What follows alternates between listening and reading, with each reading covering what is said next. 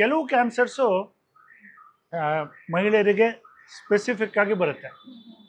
ಗರ್ಭಕೋಶದ cancer for example, ovarian cancer.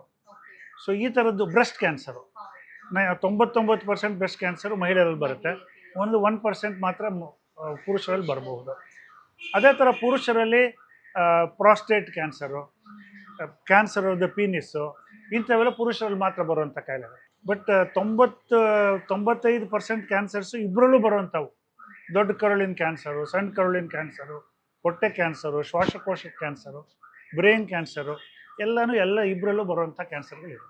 ಈಗ stage 1 cancer ಬಂತು ಅಂದರೆ ಸುಮಾರು ಒಂದು 80-90% ಕ್ಯೂರ್ ಆಗಿಬಿಡುತ್ತೆ.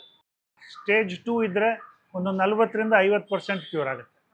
ಸ್ಟೇಜ್ 3ನಲ್ಲಿ ಒಂದು 20-30% ಕ್ಯೂರ್ ಆಗುತ್ತೆ.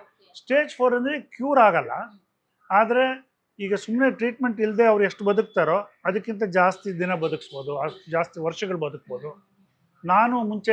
ನಾನು ಈ ಫೆಲೋಶಿಪ್ ಶುರು ಮಾಡಿದಾಗ, ಓದ್ತಾ ಇದ್ದಾಗ ಕ್ಯಾನ್ಸರ್ ಬಗ್ಗೆ, ಕೆಲವು ಕ್ಯಾನ್ಸರ್ಗಳು 5 ತಿಂಗಳು 6 ತಿಂಗಳು ಹೋಗ್ಬಿಡ್ತಾ ಇದ್ವು, ಸ್ಟೇಜ್ 4 ಕ್ಯಾನ್ಸರ್ಸ್.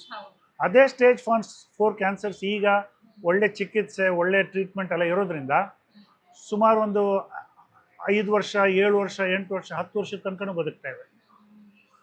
ಮತ್ತು ಮುಂಚೆ ಸ್ಟೇಜ್ 3 ಸ್ಟೇಜ್ 4 ಕ್ಯಾನ್ಸರ್ಸು 20% 30% ಇದ್ದರೆ ಈಗ ಒಂದು 50% ಅದು ಜಾಸ್ತಿ ಕ್ಯೂರ್ ಆಗ್ತಾ ಇದೆ.